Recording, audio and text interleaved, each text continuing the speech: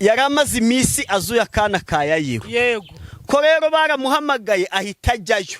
Baramuhamagaye ahita ajyayo.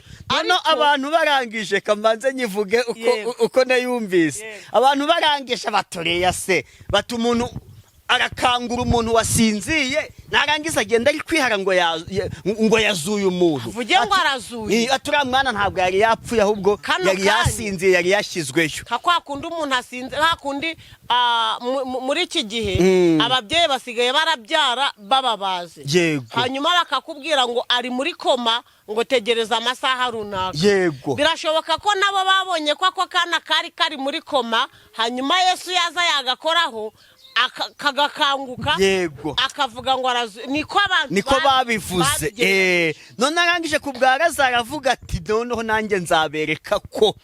Niyo mpamvu yategereje ko amara 3 kane mu gituro. Yego. Batono tureko bazavuga ngo nawe arasinze. Natwe tubisanisha nabyo si. Nukuri nje ndikumva ari. Yes, reka mbasuhuze abakunzi ba Concorde TV show aho merose mu Rwanda mu ntara enye ndetse n'abari mu mujyi wa Kigali bari mu mahanga mwumva ikinyarwanda ndabasuhuje. Imana amahoro nibane namwe kandi bahe umugisha nk'ibisanzwe ndatuma Imana Concorde reka fata umwanya ngushimira wakanze subscribe ukadushyigikira nawe ugiye kubona iki kiganiro bwa mbere ukayikanda ngusabiye umugisha. Nabasezeranije kutabicisha irungu niyo mpamvu ndi kumwe umukozi w'Imana kugira ngo twiganirire ku mbaraga z'Imana. Yego, reka tumuhe ikaze atangira dusuhuza yibwira n'abadukurikiye. Ni karibu mwana w'Imana. Murakoze. Mazina ni Nyirarukundo Alfonsina. Ndabaramukije Yesu nashimwe. Naze ngavuga ngo assalamu alaikum. Oya. Ndabaramukije Yesu nashimwe. Ndamukanya y'abana b'Imana nukuvuga ngo Yesu ashimwe. Alleluya. Amen. Yesu nashimwe nukuri ndabasuhuje. Abari mu gihugu cy'u Rwanda n'abari hanze y'u Rwanda, abadukunda, abadukurikiye, by'umwihariko abankunda ndabasuhuje mu izina ry'Umwami wacu Yesu Kristo. Amen. Mahoro y'Imana nabane namwe. Amen. Ari kudusengera uganga Imana ze kubana natwe muri iki kiganiro. Giti cy'inganzamarumbi Sambitarumba turagushimye cyane izina ryawe nirihabwa icubahiro. Tugushimiye kuri Imana ishoboye byose. Tugushimiye kuri Imana itajya yivuguruza. Tugushimiye kuri Imana ireba ibyiherereye. Tugushimiye kuri Imana idukunda. Jambo ryawe ryarambwiye ngo uratuzi n'amazina yacu urayazi. Izina ryawe nirihabwa icubahiro. Tugushimiye ko watwongereye iminsi yo kubaho. Ubwo byari bikomeye mu bihe bitambutse warakoze kuturengera izina ryawe nirishimwe. Amen. Tuje imbere yawe rero nyaguhora ku ngoma kuganira n'ubwoko bwawe. Turasenze ngo twambure ubwibone, utwambure imbaraga z'umwijima, utwambure imbaraga z'abazimu n'abadayimoni, utwambure igisa n'ikibi cyose kugira ngo tubashe kuvuga ijambo rya nyiri jambo. Izina ryawe nirihabwa icubahiro. Turagusabye ngo abagiye kudutega amatwi ubahereze umugisha kandi kiruta byose nyaguhora ku ngoma ubahe kumva no kumvira kugira ngo kiruta byose nuza guhana ntuzabahane ahubwo uzabahemba ikamba ry'ubugingo. Bana natwe mugahe tugiye kumarana rero kiruta byose nyaguhora ku ngoma ude kubana nawe by'umwihariko natwe tukumvire kugira ngo kuherezo ry'uru rugendo tuzatahe mu bwami bwawe. Bana natwe ni mu izina rya Yesu. Amen. Uyu munsi uki wahisemo kuza wifubitse gutyo nk'abantu bo mu bihugu by'Abarabu, abantu b'Abasilamu, byagenze nuko numvise mfite imbeho. Numvise nkonje kubera ko mu gitondo imvura yabyutse iragwa. Ndavuga ngo reka nambare kano kajitandiye cyangwa se kano gasharupe. Yego. Kugira ngo kaze kunyiza imbeho. Ariko mu bundi nago ndi umusilamu. Yego. Ariko umusilamu ndi umurokore, ndi umunyamasengesho, ndi umwana w'Imana, ndi umukozi w'Imana. Nkunda abantu bayo Imana yaremye. Yego. Ariko uraberewe. Nukuri pe. Urambereye. Ubivuga uko ushaka sinenda ko umusilamu ndi umukozi w'Imana. Akosha. Dawe ubundi se hari igihe ujya umbwira ko nambaye nabi si bisanzwe. Oya ariko umbwira ko nambaye neza. ndi ko ukuntu wifubitse disi nk'umubyeyi uberewe undi se sindi umubyeyi niki nka babandi bagiye kureba Yesu yego ni Mariya na Marita na Magadalena se harya nabo nibo babandi bagiye bitwaje ibihumura neza yego bagiye gutera mu mva ye harya hari abagiye kureba ko yazutse nuko hoya ntago bagiye kureba ko yazutse bo ubanza barajyaga hari nabo bagiye kumusura bisanzwe yego kuko bari bazi ko bamaze kumuhamba bari bajyanye ibihumura neza bajyanye imibavu yego bagiye mbese muri gahunda zabo noneho bahageze basanga igitare kirakinguye yego basanga Yesu we yizukiye yigendeye ariko nubundi bari bakwiye kwambara gutya kuko bari bagiye guca bugufi urarero nanjye ndi guca bugufi imbere y'umwami Imana baba bameze haleluya harya hagiyeyo Mariya Mariya na Marita na Magadalena subwo yarahari harya Mariya Magadalena harya habaho ariho Mariya asizo bavuga Mariya Magadalena Mariya wundi Mariya nyina wa Yesu aho bavuga Mariya Magadalena Mariya nyina wa Yesu na Mariya wundi uko bibiri bivuga gutyo abo ba Mariya wundi rero ntago nzi ngo ninde nzi Mariya Magadalena Mariya nyina wa Yesu na Mariya wundi nuko mbizi none si Mariya Magadalena yavukanaga na Marita nzi ko Mariya na Marita baravukanaga kuko ndibuka Bibiliya igihe umusaza wabo yari yapfuye Lazaro yari musaza wa Mariya na Marita Mariya Magadalena si cyangwa Mariya gusa ntabwo byongeyeho Magadalena Mariya na Marita yego kandi uke ko biri tubwira ko hari Mariya hakabaho Mariya nyina wa Yesu na Mariya Magadalena na Mariya wundi Mariya wundi okay iby'Imana nuko nguko nta kundi none se ariko nanjye nambaye neza urakoze cyane yego biratuma ko iyo umuntu yambaye neza bajya bamubwira ngo wambaye neza duhijana noneho kumbwiye ngo nambaye neza urampangaye ni wowe urayampa ahubwo ni njye wakubaza desa turuwasa hari imbada hari ikibada cya turuwasa kinini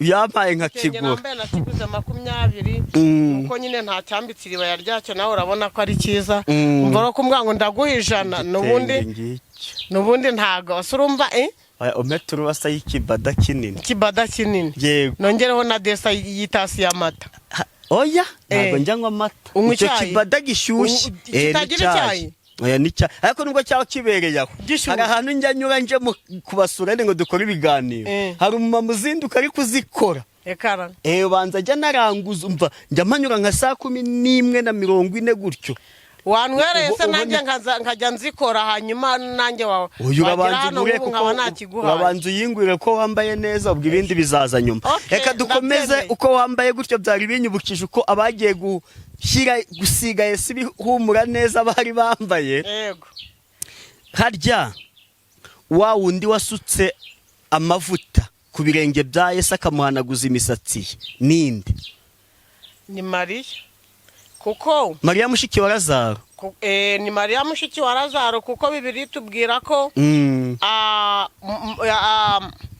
Yesu aje kubasura yego umwe yagiye guteka undi araza aramuganiriza uwo wamuganirije rero niwe wamwogeje ibirenge amuhanaguza umusatsi yabikoze icyo gihe Yesu yagiye kubasura ntabwo mbyibuka neza birasaba kuzongera gusubira muri Bibiliya nkamenya niba ari uwo munsi yari agiye kumusura ariko icyo ndicyo nuko nzi ko yagiye kubasura bakagirana n'ikiganiro umwe akajya mu gikoni undi akaza bakicarana ndetse akanavuga ngo umuntu wahisemo ko baganira niwe wahisemo neza turi kumutegurira ibyo kurya kubera ko uriya umwicaye iruhande ari kumushakamo za mbaraga yego ari kumushakamo za mbaraga z'abana na z'igihe kirekire naho ibiryo barabiteka tukabirya bigahita birangira ariko mwuka wera wageze muri wowe imbaraga z'Imana zageze muri wowe ntabwo zikuvamo ubundi icyuba cyo muragendana. Yego. Bivuze ngo niba imbaraga z'Imana zarakugezemo aho wanyura hose zikurimo, uriya bicaranye bakaganira nizo mbaraga yarashaka. Yego. Yari ishakira ubwenge n'ubuhanga, ukongeraho no se Yesu we ntiyarakeneye ibyo kurya nyine nk'umuntu wabasuye, ariko burya ibyo kurya by'umwuka, ibyo kurya by'umwuka yego birakomeye cyane kuruta ibyo kurya by'umubiri. Ibyo kurya by'umubiri byubaka uyu mubiri wacu, uzabora ugapfa. Yego. Ariko ibyo kurya by'umubiri tugendana nabyo mpaka no mu ijuru, tuzajana na Mwuka Wera. Yego. None se uwagiye kubwira Yesu yuko Lazaro yapfuye ko arwaye ninde? Ni Mariya.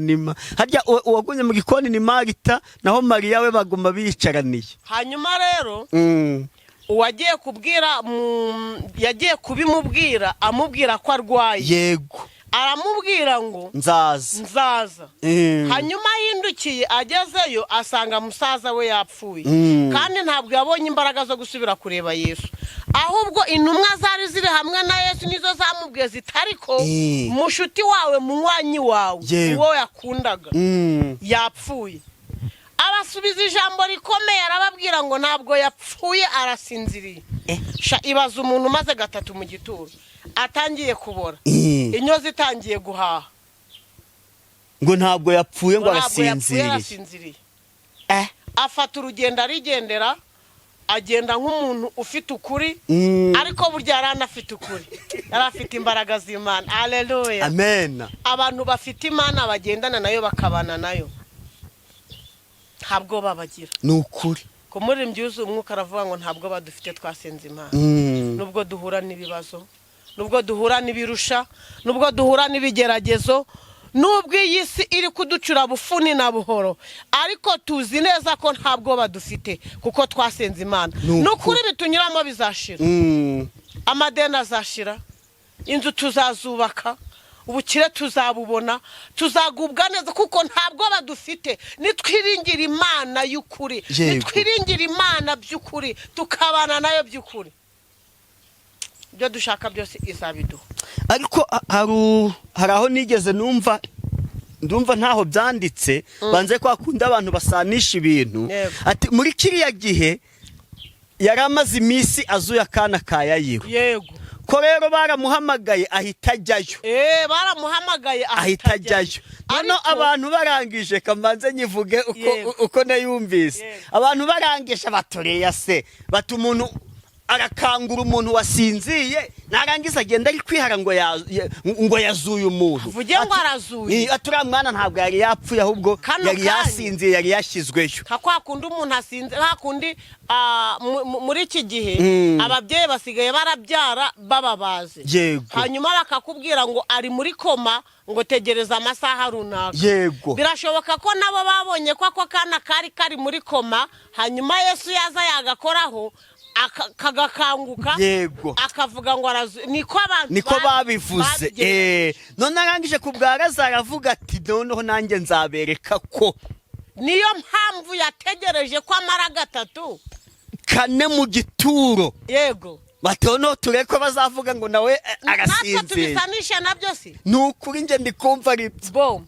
Reka tubisanishe nabyo, ariko yewe ibintu bitanditswe ntago njya mbiha agaciro, kuko ibyanditswe mpamvu mbiha agaciro nuko mpakurangira nawe ukahasoma. Yego. Amagambo nasomye rero avuga ko bamubwiye ko arwaye, akababwira ko azaza, ariko ntiyanababwira n'umunsi. Yego. Bukeye yapfuye, yarategereje Lazaro kapfe, ubundi azagereyo amuzura maze iminsi ine. Bukeye yapfuye, umwe muntu umwe azaramubwira ati ariko mushuti wawe munywanyi wawe wa undi wakundaga, wa undi mwasangiraga mwagendanaga yapfuye. Aravuga ati ntabwo yapfuye, arasinziriye. Umunsi wa mbere ntiyajyayo, uwa kabiri ntiyajyayo, uwa gatatu, kuwa kane Yesu arahaguruka. Noneho agezeyo, ba bakobwa baramuravuga bati se twagiyeyo ntiyabiha agaciro, none arahangaye aje kanza nkubwire. Hari abantu muri iyi si tujya duhura n'ibibazo, abantu bagategereza kureba isura yacu. umuntu akavuga ati kandebe uko ari bubigenze kandi bo afite uburyo yakagombye kumfasha yego afite uburyo yakagombye kumenya ko niba ejo naratambutse nambaye inkweto n'ejo bundi nabukeye afite uburyo bwo nko mu kanya nahoze ndimo mbwira umuntu arimo ambwira ngo muri korari ngo turirimba neza ngo ariko ngo nta niforume ngira yego ngo buri gihe njya ndirimba ntasa n'abandi namubwiye ariko none kubimbwiye mu kanwa wakoze iki kuzi ko ndirimba ntasa n'abandi wabikoze hiki nta kintu anshubije arasetse nukuvuga ngo rero bari abakobwa nabo baravuze ngo kubera iki twamubwiye ko arwaye akaba atinyutse kuza yapfuye ariko Yesu yari afite ibanga yego ni hahandi njya nkunda kubwira abantu acecetse ari gukora yego ninde se ni Yesu nawe urabizi ko ari Yesu cyane uwo mwami rero ongeraho kandi uwo mwami nubwo acecetse nubwo ari gutuma badusohora mu mazu nubwo yanze ko muri iyi si abandi batuyemo banezerewe mu minsi yashize ariko buriya nzakora iki kugira ngo aka kantu kamvemo muzapfashe gusenga ako se ubu nakwibagirwa ko mba mu nzu y'abandi kandi ukwezi gupfa nkishyura we waba utagira ubwenge mu minsi yashize natambutse ku nzu ndayireba ni inzu ntoya cyane ishobora kuba irimo nk'ibyumba 3 na saro ariko gahagaze ahantu kubatse neza ndangije ndahagarana maze iminota 10 ndi kuyireba ndayitegereza ndangije mbwira Imana ngo ariko Mana muri iyi si waremye wabuzemo inzu imeze nk'iyi ngo uyimpe umunsi ndapfuye bazayinsosoremo nukuvuga ngo rero mu nzira duhura nazo cyangwa mu bigeragezo duhura nabyo ntabwo tujya tureka kwiganyira abo bakobwa nabo hari aho bageze baravuga ngo ni gute uyu mugabo twamutakira tukamutakira musaza wacu arwaye tukamutakira ari indembe akaba atinyutse kuza kutureba twaranamushinguye harya uyu ni inshuti ye ni mumariye iki ariko Yesu yari afite ibanga yumva ko bari kuvuga gutyo ariba n'ibitekerezo by'abandi arakomeza aratanya agera aho bari arangije ntarindi jambo yarababwiye ngo ni muhumure yego ni muhumure ariko baze guhumuriza umuntu basohoye mu nzu yego ibintu byose babishize n'agasahane n'agasafuriya n'uturyo yaratetse bati tuvire mu nzu warangiza wahagera ukamubwira ngo humura utarasenze Imana ngo umenye ko Imana ikorera na nyuma ya zeru uwo muntu ukubwiye ngo humura ntabwo wamufata nk'umwanzi cyane pe arangije arababwira ngo munyereka aho ari baragenda bamwereka aho ari ijambo yavuze rikomeye abwo nzi impamvu hari ikindi cyigisho nari nateguye ariko ubwo nyine nagiye cyane rwose sinagiye rata fatiraho sinafatiyeho cyane hanyuma bahageze arababwira ngo aka kantu kumve ko nkora kano kantu kumve n'ukuri arababwira ngo abashizeho kino gitare aba bashizeho kino gitare nibaze bagikureho wabyumvise yego nibaze bagikureho bishatse kuvuga ngo Morudoka yari yasongoye igiti Prito Hamani yari yasongoye igiti cyo kubambaho Moridekayi urakoze cyane Morudoka yarakibambwa kandi bibiri tubwira ko icyo giti ngo kirasongoye hasi no hejuru ariko igihe kigeze cyo kugira ngo Morudoka yatabarwe Hamani akimanikwaho yego Hamani akimanikwaho aka kantu kumve n'abandi bose bakumve arababwira ngo abashizeho kino gitare n'abari bo baza bagikureho abari bo baza bakimukureho bakimukuraho niba nashizeho igisate ngikuraho undi ashizeho igisate agikuraho undi ashizeho icyo hejuru agikuraho bivuze ngo abashizeho ririya buye babigizemo uruhare bose barikuraho yego bamaze kurikuraho mu mbaraga z'Imana aravuga ngo muhungu haguruka. Haleluya. Haleluya. Amen. Haleluya. Amen. Hari abantu bicaye mu masezerano yawe, kandi impamvu bayicayemo nuko muziranye, nuko Imana yakubwiye muri kumwe, nuko mwajanye ku musozi Imana ikabikubwira bakabyumva, nuko mwagiye mu buvumo Imana ikabikubwira bakabyumva. Yesu ashimwe cyane. Amen. Mwarasenze Imana ivuga ko yishuye ideni bari kumva. Murasenga Imana ikubwira ko iguhaye umwana bari kumva. Murasenga Imana ivuga ko iguhaye umugabo bari kumva. Murasenga Imana ivuga ko iguhinduriye amateka bari kumva. Murasenga Imana ivuga ko iguhaye akazi bari kumva. Haleluya. Amen. Murasenga Imana iravuga ngo irirahiriye mwana wanje sinzatuma ukorwa n'isoni. Barangije baraza barakwinjirira, kuko bari inshuti zawe, bari magara ntunsige, bari bakuzi.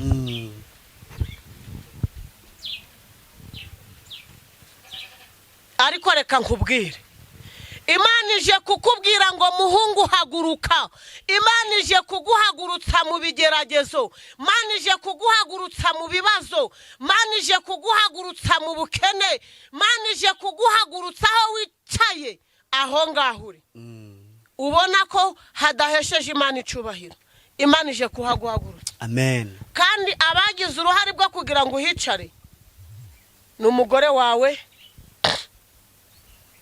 ni umugabo wawe, ni umwana wawe, ni inshuti yawe, n'uwo ari we wese mwagiranye ikiganiro cyatumye yinjira mu buzima bwawe. Aya magambo ndi kuyavuga nshize amanga kandi nkomeye, kuko nzi ko muri ibi bihe hari abantu bicaye ku masezerano y'abandi kandi bakayicaramo bishingikirije ico bari cyo kuri bagenzi babo. Yesu aravuga ngo abashizeho igitare ni mugikureho. Yego. Igitare bagikuraho, bamaze kugikuraho mu mbaraga ze aramubwira ngo muhungu haguruka. Umuhungu arahaguruka, bamwambura ibyo yari yambaye, niko Bibiliya ivuga, wa mwenda bawumukuraho.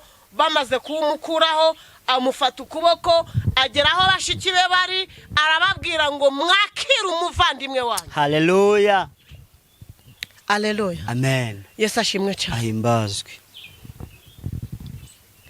Deka twinjire mu gitabo cya Luka.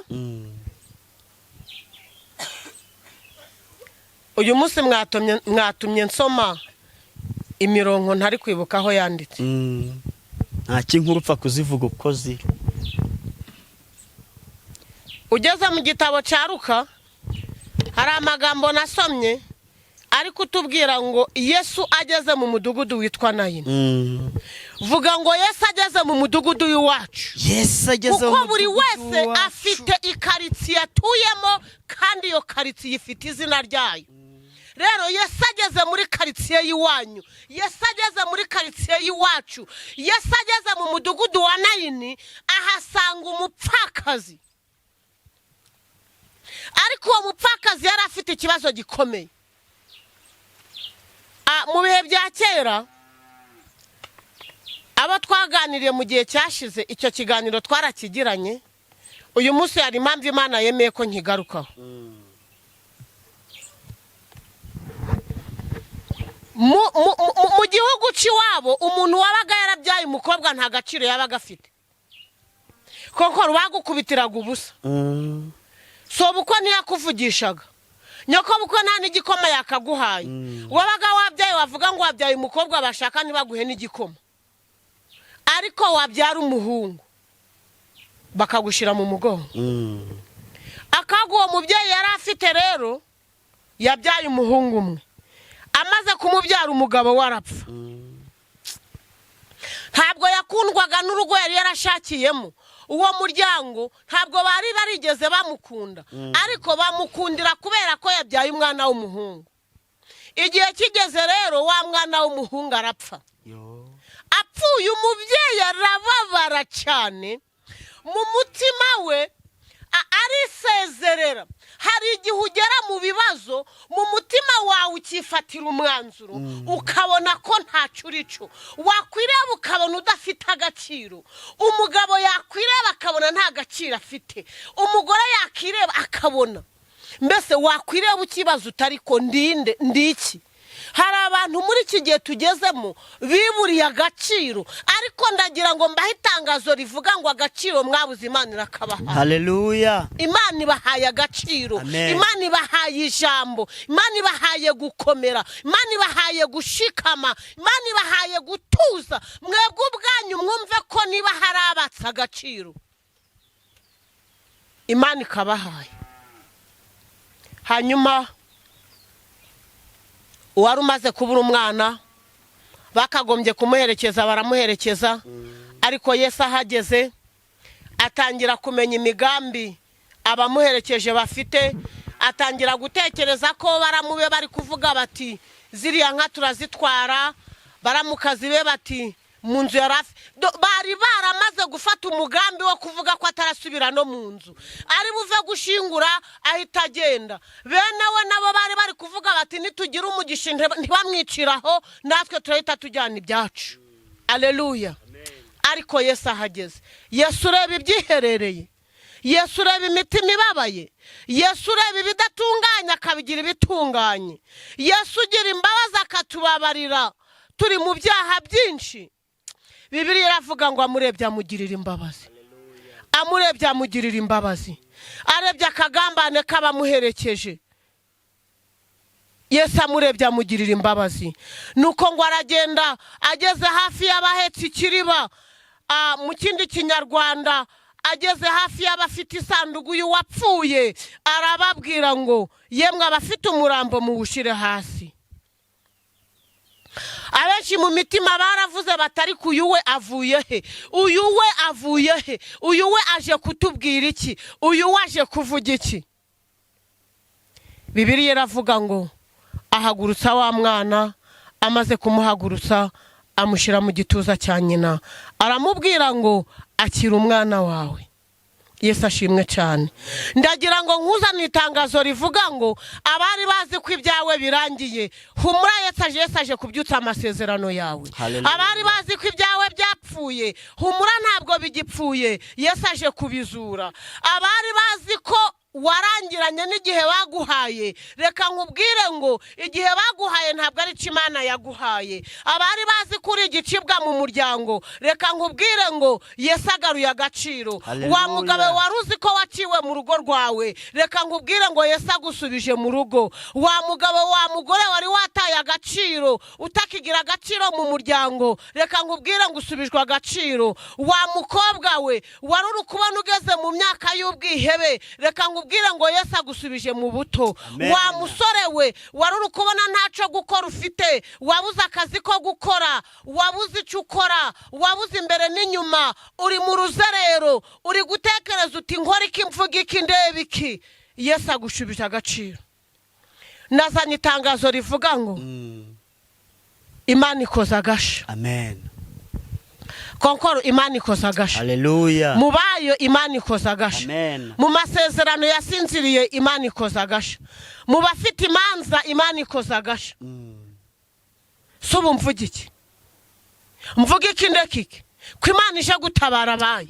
None se mvuga iki ndegiki? Ko Imana ije gutabara abanyarwanda. Mvuga iki se ndekiki? Imana ije mubayo. Kandi ije mubayo iratabaye irarengeye. Izina ry'Imana nirihabwe icubahiro. Amen. Jambo nari mfite ry'uyu munsi niryo kubabwira ngo Imana ikoza agasha. Yego. Ryo kubabwira ngo Imana itabaye abayo. Ryo kubabwira ngo Imana ije kurengera. Imana amahoro ibane namwe. Kandi bagirire neza. Yego mukozi w'Imana, Imana iguha umugisha. Amen. Nukuri turaganiye neza kandi ndafashijwe. Reka tugusaba utange nimero uzagukenera zaguhamagare n'undi udusoreze n'isengesho. Munsabye nimero. Yego. Harya ubu ariko ubushize mwarambwiye ngo ni ngombwa iyo ntambukije ikiganiro ngomba gutanga inimero. Yego. Ariko kambanze mbwira abantu bambwiye ngo barankunda. Ndashaka ko munansura mukareba ahantu ntuye. Yego. abantu bambwiye ngo barankunda, mukampamagara mukambwira ngo murankunda, ngo ikiganiro cyanjye muragikurikira, ngo mujya mureba ndi umukecuru. Nukuri pe, amazina yose mushaka muzayanyita, ariko Yesu yanyise umwana wayo. Amen. Ndi umwana w'Imana kandi ubyiyumvamo. Nkunda Imana n'abantu bayo. Reka nkubwire ngo mbere yuko ngiye kukubwira nimero ya telefone, nkubwire ibi bintu bibiri, aho uherereye hose ukwiriye kubyitondera kandi ukanabizirikana. Ikintu cya mbere ngiye kukubwira, ntabwo uzi ahantu uzagwa, ntabwo uzi ikizakwica, yego, ntabwo uzi igihe uzapfira. Ntumaze impamvu, ahubwo wowe witekerezeho uvuge ngo kubera ko Alphonsine ambwiye aka kantu, nakubwiye ngo ntabwo uzi igihe uzapfira, nta nubwo uzi ikizakwica, nta nubwo uzi aho uzagwa. Icy'ingenzi ni ugutegura urugendo rwawe, ukamenya ngo muri uru rugendo ndamutse mpfuye nasigira ihe zina. Yesu ashimwe cyane. Amen. Mbese ikizanyica ni igiki? Mbese aho nzagwa ni kwande? Ni hehe? Icyo kintu ugitekerezeho, kize kugufasha. Numara kugitekerezaho kikagufasha, kiragufasha gutegura imirimo yawe y'ejo hazaza. Kiragufasha kwibuka imfubyi n'abapfakazi, kiragufasha kwibuka abababaye, kiragufasha gutegura inzira zawe zose h'ejo hazaza. Icya kabiri nshaka kuvuga, ndashaka kukubwira ngo iyo uri kunyumva ukanandeba, ntuzabwire nabi umwana, kubera ko umwana ntabwo uzi icyo azaba cyo ejo hazaza. Icya kabiri ndi kwihuta, ntuzabwire nabi umuntu wize, kuko umuntu wize yicarana agapapuro kazamuhesha uburenganzira bwo kukuyobora igihe icyo ari cyo cyose. Akandi kantu kamwe gasigaye, ntuzigere ubwira nabi umunyamasengesho, umuntu wasenze, wavuzweho n'Imana, wibitseho nza y'Imana.